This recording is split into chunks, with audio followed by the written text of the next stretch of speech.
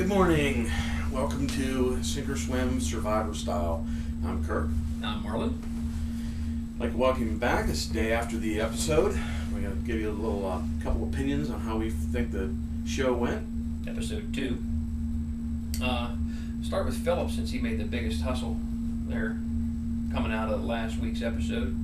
I think he did exactly what he needed to do there. I think he basically put himself on the mercy of Rob and said, hey, I'm yours, keep me in the game. And I think that was exactly what he needed to do. He had two choices: either give up and go home, or put himself in that situation and make Rob feel comfortable keeping him around, because coming out of that tribal council, clearly Rob had the power.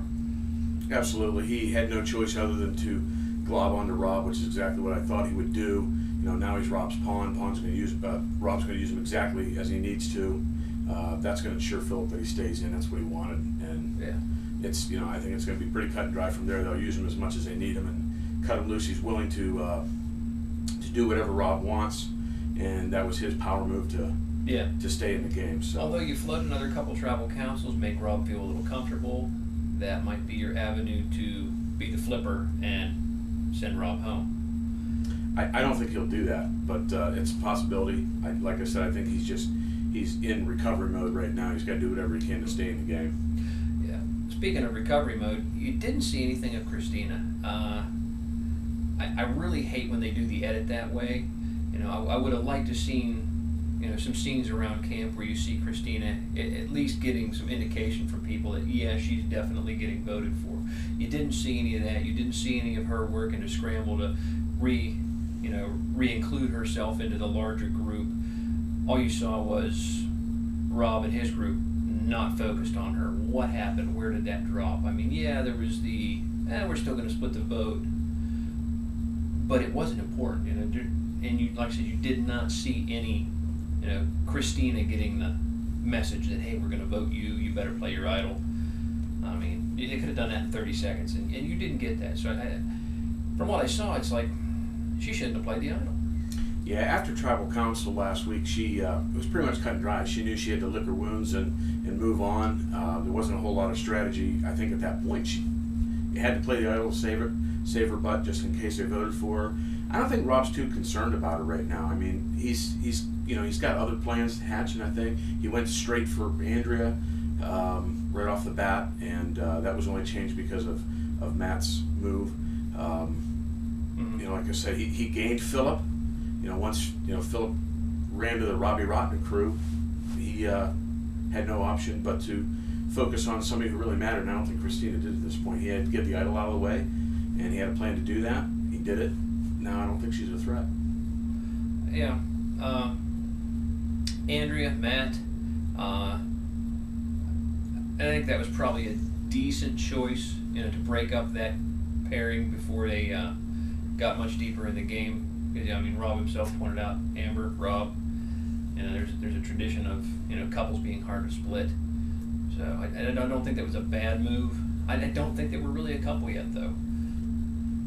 Not yet, I don't think, but he could see that they were obviously aligned together somewhat. I mean, they were working as a team, and he knew he needed to split that up. Like you said, he'd done it with Amber. He knows how effective that can work, so that was a good move on his part. Strategy-wise, I think it was a poor choice, though, for Matt. Like you said, running over and shaking everybody's hand. Clearly, and Rob called him on it in that, little individual camera time there. You can't be working the end game, going over being friendly and nice, and working the other crowd on day 5. Right. Yeah, I mean, that upset Rob for whatever reason. I don't think it was really pertinent to the game, to be honest with you. I mean, I don't think it hurt anything other than just gave Rob a reason to put him on the hit list, and it was one more person down. It worked, and somebody out of the way, and it split up the team. So it was an effective move on Rob's part. I think it was a dumb choice on Matt's part, but he got blindsided, obviously.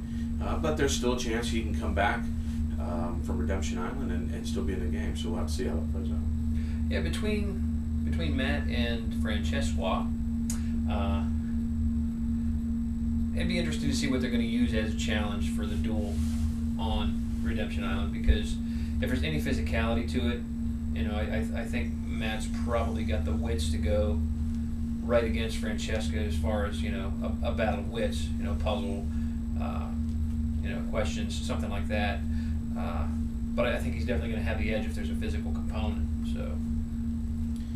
Yeah, I mean, speaking of head-to-head, let's take a look at Russell and Ralph. What do you think happened there? I think Russell's falling back, true to form. Like I said in our little cast review, he can't stand other alpha dogs, so he felt challenged, and I think he's going to focus on Ralph. He's going to focus on Ralph till one of them's gone, unless somebody else becomes more offensive to him. Yeah, speaking of dogs and animals, Ralph and his man rug, I sure hope they win a challenge where they get a waxing. And that guy's rough to look at. Those suspenders are killing me. But I think Ralph's smart. I think he found the idol without trying to. He lucked into it. There wasn't any real skill there. But Russell hasn't figured out yet that it's gone, and he thinks he's got the ace in the hole because he's got the clue. But unless he figures out that Ralph has the idol, I think it's going to come back to bite him. Ralph now has a little advantage, and I like him. He's a little brassy. He's a little rough around the edges, but he's not going to take any of Russell's guff. I told you to see our names.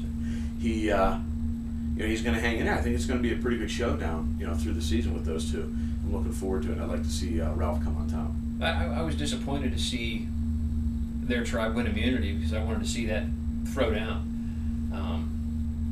So we'll have to wait till next week or until they lose immunity to see that come out. Yeah, and you may not have seen it yet, but I think Ralph's going to have to pull some people because Russell's definitely going to have a following, I think. But if Ralph can get some people, and like I said, we just haven't seen it yet, that doesn't mean it's not going to happen. But Ralph is, I think, going to pull some people together and maybe. I think Ralph's already got the people. You saw him telling everybody about Russell pocketing the clue to the immunity idol, and he had Steve, Mike, Sarita. He already had 4 or 5 people in his group. You pick up a couple more, add in an immunity idol, and that's a pretty fair contest. Sure. I think that about does it for this week. We've covered just about everything. Challenges was kind of cool. I don't think that Philip necessarily drowned the team. He just sucks at skeet ball.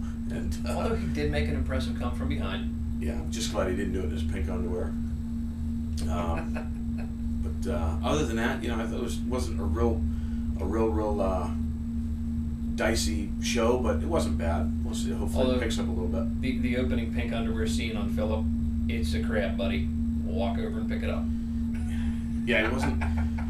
It didn't have to be real scared for a federal agent. I would think that he'd have a better approach than throwing stones from 20 feet. But you got to do what you got to do, I guess. It could be the power of the underwear. I'm not sure. That's the underwear rule. So until next week, I'm Marland. I'm Kirk. See you then.